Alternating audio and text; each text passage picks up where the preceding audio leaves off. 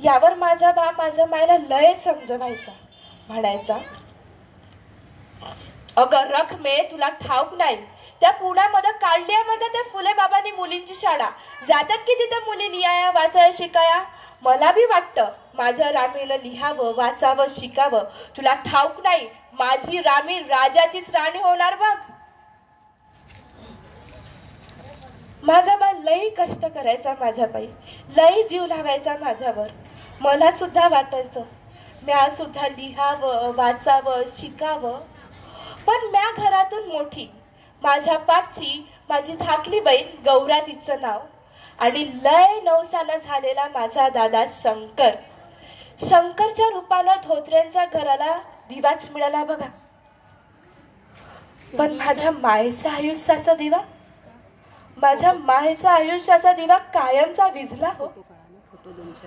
लागोपाठ झालेल्या बाळणपणानंतर लय खालावली हो तिची तब्येत.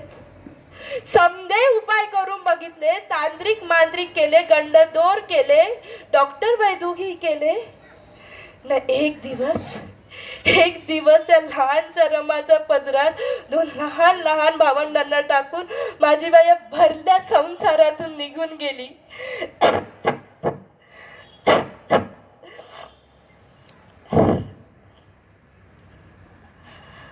मायेच्या मरणानंतर तिनं दिलेला एकच हुनूर कामात आला, तो म्हणजे गौऱ्या थापण्याचा हुनर. म्या सुद्धा आपल्या लहान लहान हातानं जमतील तशा गौऱ्या थापायचे, आणि याच लहान लहान हातानं अर्ध शिजलं अर्ध कच्च टाकायचे त्या कच्च्या भच्च्यांच्या तोंडात. घरात करता पुरुष माझा बा, पण मायच्या मरणानंतर तोही लय खाला हो. न एक दिवस गोदीत ओझी वाहता वाहता हमाली करता करता माझ्यावर लय जीव टाकणारा माझा बा माझ्या पायावर रगत ओकून मेला.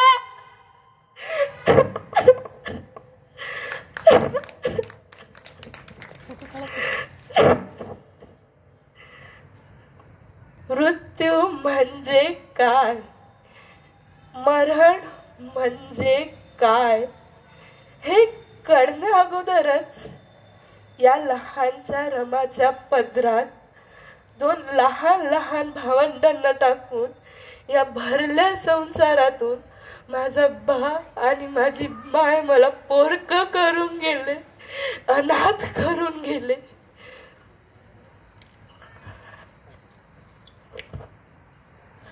मा आणि भाच्या मरणानंतर माझा मामा आला मुंबईवरून. त्यांनी नाही ठेवला आम्हाला वानंदला, घेऊन आला मुंबईला.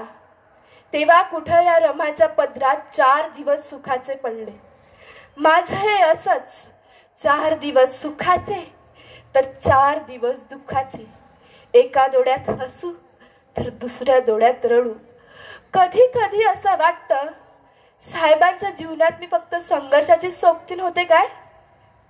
यात दुःख नाही, यात आहे तो सार्थ अभिमानच. मुंबईला आल्यावर माझ्या लग्नाच्या गोष्टी सुरू झाल्या. प्रत्येक स्त्रीच्या आयुष्यातला आनंदाचा क्षण म्हणजे तिचं लग्न. आणि जिचा पती केवळ देशातीलच नव्हे तर जगातील विद्वान असावा असं भाग्य मला लाभलं. माझ्यासारखी भाग्यवान मीच. आमचं लगीन ठरलं तेव्हा मी 9 वर्षाचे, आणि साहेबांनी नुकतीच मॅट्रिकची परीक्षा पास केली होती. आमचं लगीन ठरलं ते मुंबईच्या मासऱ्यांच्या बाजारात. माशांची लय घाण होती, पाया खालून गटरातलं घाण पाणी वाहत होतं. चबुतराच्या बाका केल्या होत्या, आणि तशातच लागलं बघा सायंकाळी शुभमंगलम. आणि धोत्र्यांची आंबेडकरीण बनून जेव्हा आंबेडकरांच्या घरी आले तेव्हा मामांजींनी लय मोठी जबाबदारी सोपवली माझ्यावर. मला म्हणाले, सुनबाई, आपल्यामुळे भीमाच्या शिक्षणात खंड पडता कामा नये. म्या सुद्धा मामांजींना वचन दिलं.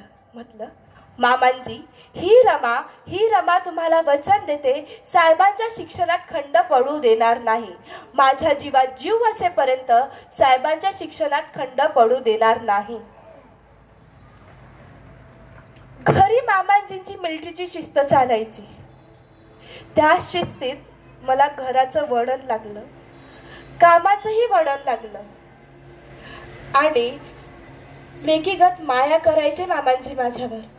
आणि तशाच शिस्तीत सुरू झाला बघा या रमानं भीमाचा संसार. घरात खाणारी तोंड जास्त, मिळकत कमी. साहेब घरची सगळी परिस्थिती जाणून होते. तशातच त्याला बडोदे सरकारात बोलवणं आलं नोकरीचं. साहेबांना सुद्धा वाटलं आपण घरात 4 पैसे कमवावे आणि घरात खर्च करावे. पण मामांजींना नव्हतं खपलं ते. मामांजींना नव्हतं वाटत आपल्या मुलाने ते 4 पैशांच्या नोकरीसाठी आपल्या शिक्षणावर पाणी सोडावं. मामांजींना साहेबांकडून वेगळ्याच अपेक्षा होत्या. पण साहेबही मुलखाचे हट्टी गेले बघा निघून बडोद्याला. मीच कशी बशी मामांजींची समजूत काढली. म्हटलं, मामांजी, अहो त्या 4 पैशांच्या नोकरीसाठी ते आपल्या शिक्षणावर पाणी नाही सोडून देणार. पण साहेब गेले आणि मामांजी अंथरूनच पडले. तोंडात अन्न पाणी जायना न तोंडून साहेबाचं नावही निघेना. देवाच्या नावागत साहेबांच्या नावाचा जप करत करत मामांजी एक दिवस कंठत होते. आम्ही सगळे घाबरून गेलो. घाबरून बडोद्याला तार पाठवली आणि साहेबांना बोलवून घेतलं. वाटलं ज्या आपल्या मुलाच्या नावाचा जप करत करत मामाजी एक दिवस जगत होते, त्याच आपल्या लाडक्या लेकाच्या अखेर दर्शनासाठी त्यांनी जणू आपले प्राण शिल्लक ठेवले. साहेब आले. मामांजींनी साहेबांच्या डोक्यावरून मायेने हात फिरवला आणि या रमाच्या खांद्यावर साहेबांची पुढची जबाबदारी सोपवून मामांजी या रमाला दुसऱ्यांदा फोरक करून गेले, अनाथ करून गेले.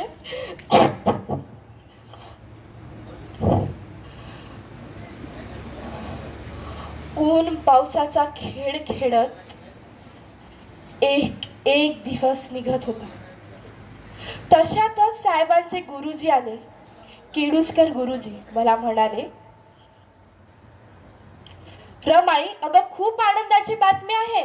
साहेबांना अमेरिकेला जाऊन उच्च शिक्षण घेण्याची शिष्यवृत्ती मिळते. अशी संधी वारंवार उपलब्ध होत नाही पोरांना. जाऊ देत पुरी साहेबांना अमेरिकेला. ही खूप मोठी संधी चालून आली आहे त्यांच्यासाठी. गुरुजींचे हे बोलणं ऐकून माझ्यावर तर पहाडच कोसळला. साहेब 7 समुद्र पलीकडे जाणार. घरात कमवणार कोण, खाणार काय? तशातच मला मामांजींना दिलेल्या वचनाची आठवण आली. मीही गुरुजींना म्हटलं, जाऊ देत गुरुजी साहेबांना अमेरिकेला. शिकू देत, किती शिकतायत ते. मी आहे ना, मी सांभाळेन सगळं. साहेब गेले. पण जाताना मात्र सांगून गेले, रामू, हा संसाराचा गाढा आता तुला सोडायचा आहे बघ.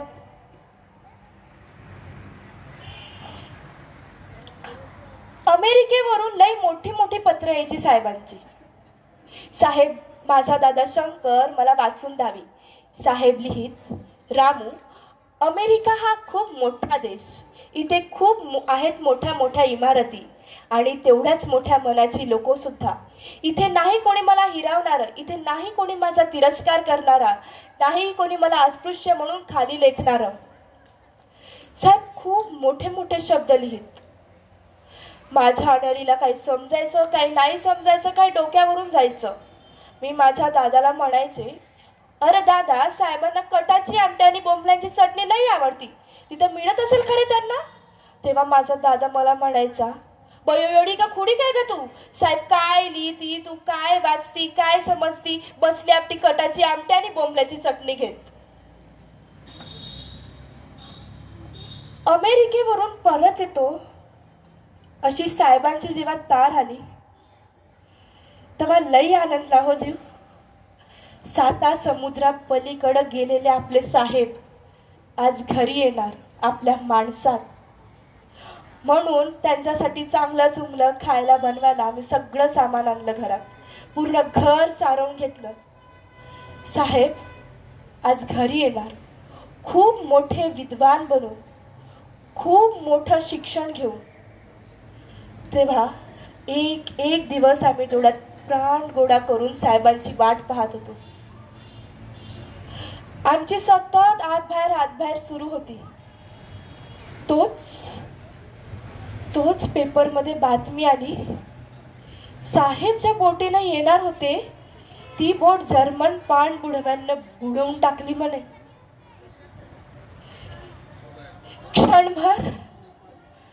क्षणभर काय होत होतं काहीच कळेना. ही बातमी खरी का खोटी, विश्वास ठेवावा की ठेवू नये, हसावं की रडावं काहीच सुचत नव्हतं. तेव्हाच ती बोट चुकल्यामुळं दुसऱ्या बोटीनं सुखरूपपणे येतोय अशी जेव्हा साहेबांची तार आली तेव्हा कुठं जीव भांड्यात पडला. साहेब येण्याचा दिवस उजळला. वाटलं साहेब आज खूप मोठं शिक्षण घेऊन येणार, विद्वान बनून येणार. तेव्हा साहेब 4 पगारांची नोकरी मिळवतील. आपणही 4 भांडी कुंडी घ्यायची, लुगडंचोडी घ्यायची आणि 4 चौघांसारखा नेटाने संसार सुरू करायचा. साहेबांजवळ बोलून दाखवलं हे सगळं. तेव्हा साहेब मला म्हणाले,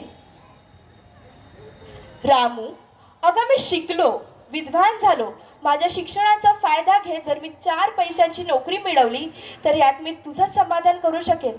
पण माझ्या शिक्षणाचा फायदा घेत माझ्या वाटेला डोळे लावून बसलेल्या करोडो बांधवांचं काय ग? मी शिकलो, विद्वान झालो, माझ्या शिक्षणाचा फायदा घेत जर मी 4 पगारांची नोकरी मिळवली आणि 4 चौघांसारखा नेटाने संसार सुरू केला तर यात तुझं समाधान करू शकेल. पण या करोडो बांधवांच्या समाधानात तू समाधानी नाही का होणार? साहेब लई मोठी मोठी शब्द बोलायचे. माझ्या अनाडीला काही समजायचं, काही नाही समजायचं, काही डोक्यावरून जायचं.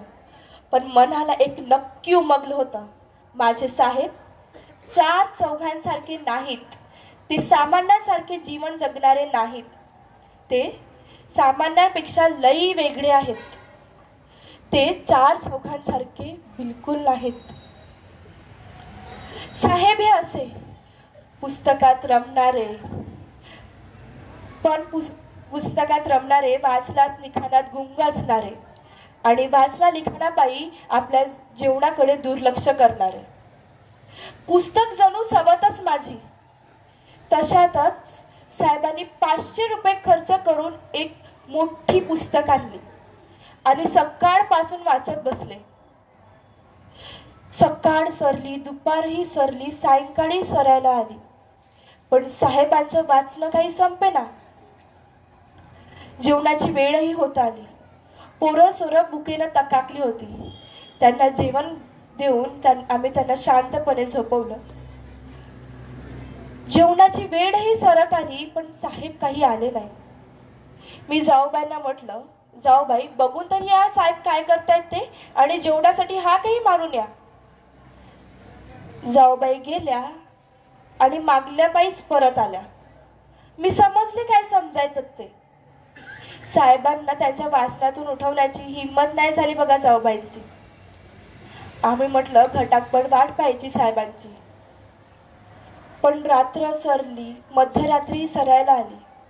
आता मी बघा पूर्ण हिंमत गोळा करून साहेबांच्या खोलीत गेले.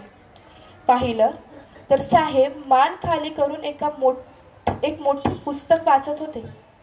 मी सगळी हिंमत गोळा करून साहेबांना म्हणाले, अहो साहेब, काय तुम्ही सकाळपासून वाचत बसलेले, तुम्ही 2 घास पोटात तरी घालून घ्या, आम्ही आमच्या कामाला मोकळे होऊन जातो. मी साहेबांना त्यांच्या वाचनातून उठवलं म्हणून साहेब लई जोरात चिडले माझ्यावर. मला म्हणाले, अगं शुल्लकच्या त्या कारणासाठी, शुल्लकच्या त्या जेवणासाठी तुम्हाला माझ्या लाख मोलाच्या वासातून उठवलास? अगं जेवणाचंच म्हणतेस ना, माझा मी जेवून घेईन. तुम्हाला भूकाच लागल्या असेल ना तर जा तुम्ही बघू, जेवून घ्या. साहेबांनी मला खोली बाहेर पाठवलं. हिरमुसली होऊन मी खोली बाहेर आले. माझा हिरमुसलेला चेहरा पाहून जाऊबाई समजला काय समजायचं ते. साहेबांनी म्हटलं, तुम्ही जेवून घ्या. पण सकाळपासून उपाशी तापाशी बसलेल्या त्या साहेबांना सोडून आमच्या घशाखाली घास उतरत नव्हता. आम्ही साहेबांची वाट पाहत स्वयंपाक घरात आग टाकत बसलो. मात्र आता तासा-दीड तासानं साहेब आले. साहेब चांगले हसत खेळतच होते. साहेबांनी पान वाढायला सांगितलं. साहेबांना हसत खेळत पाहून मी साहेबांजवळ विषय काढला. म्हटलं, अहो साहेब, तुम्ही एवढी मोठी पुस्तकं वाचता, एवढी मोठी मोठी ग्रंथ वाचता, तेव्हा त्या तुमच्या ग्रंथामध्ये असं लिहिलं का असतं का माणसांनी आपल्या वाचना लिखाणापायी आपल्या घरादारांकडे पोरासोरांकडे दुर्लक्ष करावं ते? अहो साहेब, तुम्ही बाहेर लई कष्ट उपसता, पण घरी आल्यावर पोरासोरांना जवळ घेऊन त्यांच्या पाठीवरून मायेने हात फिरवला आणि त्यांना 4 चांगल्या गोष्टी सांगितल्या तर आम्हालाही घरात कष्ट उपसायला हुरूर येते बघा. साहेबांनी माझं बोलणं हसत खेळत ऐकलं आणि जाऊबाईंना म्हणाले, हे असं रामूचं म्हणत नसते बघा. तुमची हीच तक्रार आहे ना की मी आपल्या वाचना लिखाणापायी घरादाराकडे दुर्लक्ष करतो ते? तर बघा, उद्या घराबाहेर कोणीही जाता कामा नये. उद्या घरात काय लागतं काय नको ते मी जातीनं आणणार. मला जराचं कौतुकच वाटलं बाई साहेबांचं. साहेब कधी नव्हे ते घरात काय हवं नको ते जातीनं बघायचं म्हणतायत. सकाळ झाली, रात्र सरली आणि सकाळ झाली. मला वाटलं काल रात्रीच्या गोष्टीचा साहेब विसरले असतील, पण साहेबांची स्मरणशक्ती चांगलीच दांडगी निघाली बघा. साहेबांनी सकाळी जाऊबाईंना पिशव्या मागितल्या. जाऊबाईंनीही भल्या मोठ्या पिशव्या दिल्या. साहेब सकाळपासून गेले. सकाळ सरली, दुपारी सरली आणि सरत्या सायंकाळी आम्ही दाराकडे साहेबांची वाट पाहत होतो. मला साहेबांचं खूप कौतुक वाटत होतं. कधी नव्हे ते साहेब घरात जातीनं लक्ष देत आहेत. तशातच आम्हाला साहेबांची स्वारी येताना दिसली. साहेबांच्या हातात 2 भल्या मोठ्या पिशव्या होत्या. साहेब हळूहळू घराकडे येत होते. एक मन म्हणाला, धावत जावं आणि साहेबांच्या हातातलं ओझं कमी करावं. पण दुसरं मन म्हणालं, राहू दे, कळू दे साहेबांना की घरात कामं करायला किती कष्ट लागतात ते. साहेब आले. साहेब खूप घामाघोर झाले होते. साहेब प्यालाभर पाणी प्याले आणि विसावा घेतला. जाऊबाईने त्या पिशव्या जमिनीवर पालथ्या मांडल्या. त्या पालथ्या मांडलेल्या पिशव्यामधून काय काय नाही निघालं ते पहा.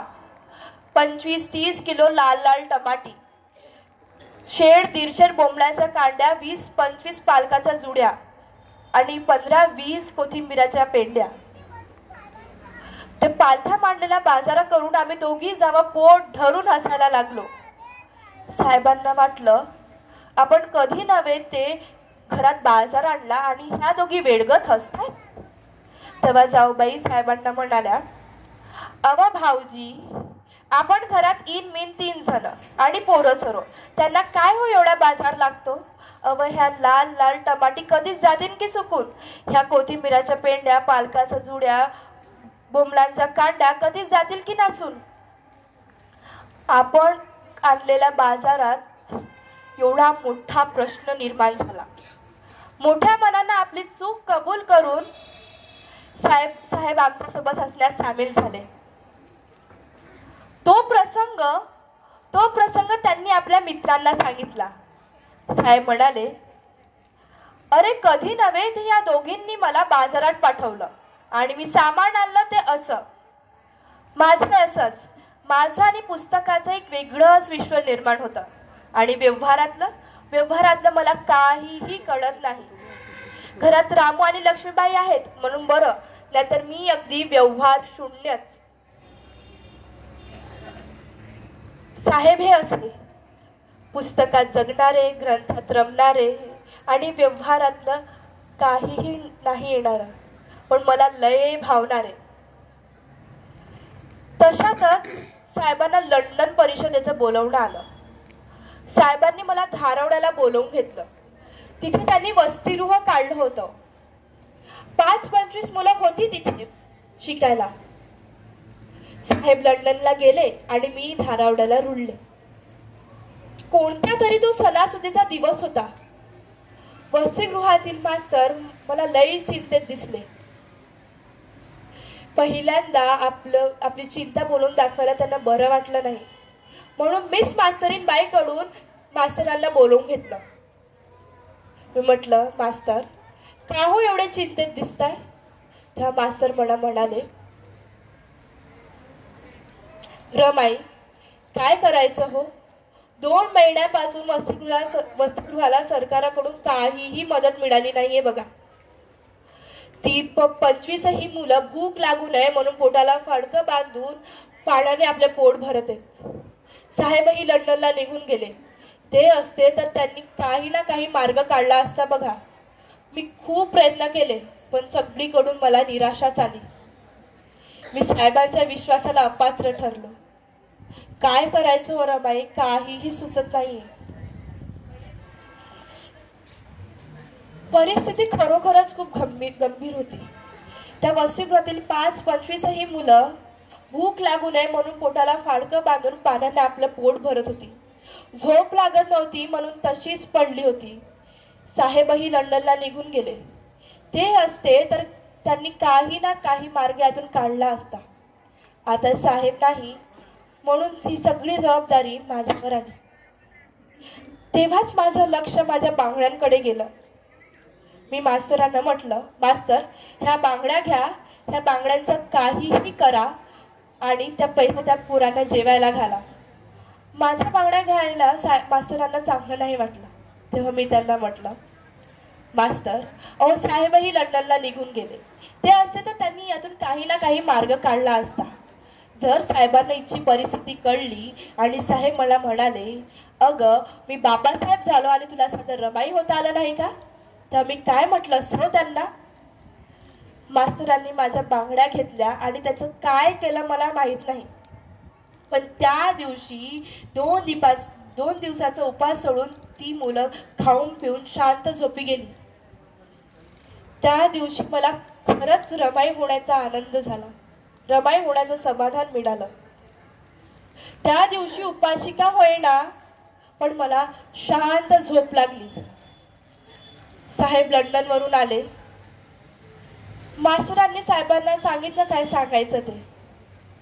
तेव्हा साहेब माझ्याकडे लय कौतुकाने बघत होते. मला लाजच वाटली बघा तेव्हा. साहेबांना माझी एक गोष्ट नाही आवडायची, तो म्हणजे माझा देवभोळेपणा. ते चेष्टा करायचे माझ्या देवभोळेपणावर. मी सुद्धा त्यांना म्हटलं, साहेब अहो लई इच्छा हो मनापासून त्या सावड्या विठोबाची दर्शन घ्यायची, तेवढंच पुण्य पडेल बघा पदरात. तेव्हा साहेब मला म्हणाले, अगं रामू तू जाशील पंढरपूरला, पण तुला नीट देवदर्शन घेता येणार नाही. अगं आपण अस्पृश्यांना देवदर्शनाचा अधिकार नाही. मी साहेबांकडे एक मागणं मागितलं आणि त्यांनी तेही टाळलं. मला जरासा रागच आला बघा. तेव्हा मी साहेबांना म्हटलं, अहो साहेब आपण नाशिकला काळाराम मंदिराचा सत्याग्रह केला होता, तो काय म्हणून हो? तेव्हा साहेब मला म्हणाले, अगं आपण नाशिकला काळाराम मंदिराचा सत्याग्रह केला तो देवदर्शनासाठी केला होता का? अगं ती लढाई होती आमच्या अधिकाराची, आमच्या हक्काची. आम्ही नाशिकला काळाराम मंदिराचा सत्याग्रह देवदर्शनासाठी केलाच नव्हता वेडे. साहेब म्हणतात ते खरं होतं. आपण अस्पृश्य म्हणून आपल्याला देवदर्शनाचा अधिकार नाही. पण माझ्या मनातून सावळा विठोबा जाईना. मी पुन्हा एकदा नेटाने साहेबांना म्हटलं साहेब अहो आपण अस्पृश्य म्हणून आपल्याला देवदर्शनाचा अधिकार नाही, पण इतर अस्पृश्यही जातात की देवदर्शनासाठी. मी सुद्धा लांबूनच देवदर्शन घेईल बघा, तेवढंच पुण्य पडेल बघा माझ्या पदरात. माझं बोलणं ऐकून साहेब लई जोरात चिडले माझ्यावर. मला म्हणाले, अगं देव देव करत दगडात देव शोधण्याचा प्रयत्न करतेस. अगं जो देव भक्तांमध्ये भेद निर्माण करतो, पायाशी आलेल्या भक्ताला दूर लोटतो, त्याला तू काय का देव म्हणतेस. अगं देव असतो आपल्या मनात, आपल्या हृदयात, आणि तो आपल्याला शोधायचा असतो. देवदर्शनासाठीच म्हणतेस ना, आपण असा देव शोधून काढू जो भक्तांमध्ये भेदही निर्माण करणार नाही. आपण असं पंढरपूर निर्माण करू जिथे कोणत्याही भक्ताला देवदर्शनाशिवाय जाता येणार नाही. साहेब पंढरपूर निर्माण करायचं म्हणतायत, तेही आपल्या रामूसाठी, तिच्या देवदर्शनासाठी. साहेब म्हणतात ते खरं आहे का? मी दगडात देव शोधण्याचा प्रयत्न करते. जर असं असेल तर माझा देव तर इथेच आहे, करोडो जनतेचा देव, तोही जिता जागता. मग मी कशाला दगडात देव शोधू. काढला की चावला विठोबा तेव्हाच मनातून, आणि साहेबांच्या पायावर आपलं आयुष्य सोपवण्याची शपथच घेतली बघा या रमानं. साहेब करोडो जनतेचे प्रश्न उघडपणे समाजासमोर मांडायचे, ते हट्टानं आणि सत्यानं. या वाचा नसलेल्या समाजाला त्यांनी वाणी दिली, दृष्टी नसलेल्या समाजाला त्यांनी नजर दिली, आकार नसलेल्या समाजाला त्यांनी व्यक्तिमत्व दिलं. साहेब करोडो जनतेचे प्रश्न समाजापुढे उघडपणे मांडत होते, तेही हट्टानं आणि सत्यानं. तशातच त्यांनी गांधी बाबांची लढा पुकारला. गांधी बाबा उपोषणेला बसले. परिस्थिती खरोखरच गंभीर होत चालली होती. साहेबांना वाटे वाटे शिव्या घालायचे, मारहाणी करण्याच्या धमक्या घालायचे, पण साहेब न डरता न घाबरता एक एक पाऊल पुढे नेत होते. तशातच राजगृहात धुणं धुत असताना मला गलका ऐकू आला. फाटक्याजवळ जाऊन बघितलं तर चांगली 30-40 लोक साहेबांना मोठमोठ्याने शिव्या घालत होती, मानहानी करणारे शब्द बोलले जात होती, मारण्याच्या धमक्या दिल्या जात होत्या. मीही बघितलं. मी त्या गलक्याला म्हटलं, अरे बाबांनो, तुम्ही काय साहेबांना शिव्या घालताय, मानहानी करणारे शब्द बोलताय. अरे त्यांच्या सावलीलाही शिवायची हिंमत आहे का तुमच्यात. एक पाऊल जरी पुढे टाकलं ना तर ही रमा या धुण्याच्या काठीनं असा एकेकाचा समाचार घेईल बघा. एक पाऊल जरी पुढे टाकून बघा तुम्ही. माझा जाऊचा पदर खोचलेला होता. माझा तो लाल तांबडा चेहरा पाहून आणि आरडाओरडा पाहून तो गलका निघून गेला आणि साहेबांच्या जीवावरचं तेही संकट टळलं. साहेब पण न डरता न घाबरता साहेब एक एक पाऊल पुढे नेत होते. घरात चर्चा गोष्टी सुरू होत्या. महाड सत्याग्रहाचा. नगरातून, खेड्यापाड्यातून, शहरातून हजारो लोकांना निमंत्रणा ढाळल्या होत्या महाड सत्याग्रहासाठी. मला सुद्धा वाटायचं आपणही जावं, साहेब काय करतायत ते लांबूनच पाहावं. अलीकडे साहेब आपल्या जेवणाकडे दुर्लक्ष करायचे, म्हणून त्यांच्या जेवणा खावण्याकडे, तब्येतीकडे आपण जातीने लक्ष द्यावं. मीही साहेबांना म्हटलं, साहेब मलाही घेऊन चला महाडला. तिथे हजारोना जनता असेल, त्यांच्या जेवणा खावण्याकडे, तब्येतीकडे मी जातीने लक्ष देईल. मलाही महाडला घेऊन चला. पण माझ्या अंगात ताप होता, म्हणून साहेब एकटेच निघून गेले. मला खूप दुःख झालं. तो प्रसंग रायगडावरचा. काय गुन्हा केला होता हो साहेबांनी. कोणत्या गुन्ह्याची शिक्षा दिली जाणार होती त्यांना. अहो शिव्याच करून नाही, मानहानी करणारे शब्दच करून नाही, तर मारेकरी धाडलेत साहेबांचा खून करायला. मी साहेबांचा खून होताना आपल्या डोळ्यात देखत पाहणार होते. ही कल्पनाच मनाला सहन झाली नाही. मी खेरी येऊन पडले. धावून आलेल्या मारेकरांना साहेबांनी उत्तर दिले, अरे बाबांनो, या रायगडाचा शिल्लेदार रायनाग ज्या गडाचं रक्षण करतो तोही अस्पृश्यच. मग तो असला तर तुमचा रायगड बाटत नाही, तर मी असलो म्हणून तुमचा रायगड बाटतो? साहेबांचे ते अक्कल हुशारीचे बोलणे पाहून त्या मारेकरांनी आपल्या माना लाजेने खाली झुकवल्या. साहेबाच्या जीवावरचं तेही संकट टळलं. मी घेरी येऊन पडले. पाहिलं तर माझं डोकं साहेबांच्या मांडीवर. मला त्या आभाळा एवढ्या डोळ्यात आभाळ एवढं अश्रू दिसलं. मला त्या आभाळा एवढ्या डोळ्यात दुःखाचा काढोख दिसला. मला त्या आभाळा एवढ्या डोळ्यात माझ्याविषयीचं दाटून आलेलं प्रेम दिसलं. असं वाटलं तो क्षण घट्ट मुठीत धरून ठेवावा, कधीही सोडू नये. कारण या रमाच्या संघर्ष सूचीतला सगळ्यात आनंदाचा क्षण. मला ठाऊक होतं माझं रमाचं साहेबांच्या आयुष्यातून निघून जाणं म्हणजे सूर्याच्या वलयातून प्रकाशाचं निघून जाणं. माझं रमाचं साहेबांच्या आयुष्यातून निघून जाणं म्हणजे समुद्रातून पाण्याचं निघून जाणं. माझं रमाचं साहेबांच्या आयुष्यातून निघून जाणं म्हणजे सावलीनं प्रतिमेची साथ सोडणं. आमचं नातं हे असंच, सावली आणि प्रतिमेचं, एकमेकांना कधीही न भेटणार आणि एकमेकांची साथ कधीही न सोडणार. मी पुन्हा एकदा आपले डोळे उघडून बघितले. मला त्या आभाळा एवढ्या डोळ्यात दुःखाचा काळोख दिसला. मला त्या आभाळा एवढ्या डोळ्यात लाख मोलाचं अश्रू दिसलं. मला नाही भगवलं होते म्हणून मी आपले डोळे मिटून घेतले. मी आपले डोळे कायमचे मिटून घेतले. मी आपले डोळे मिटून घेतले.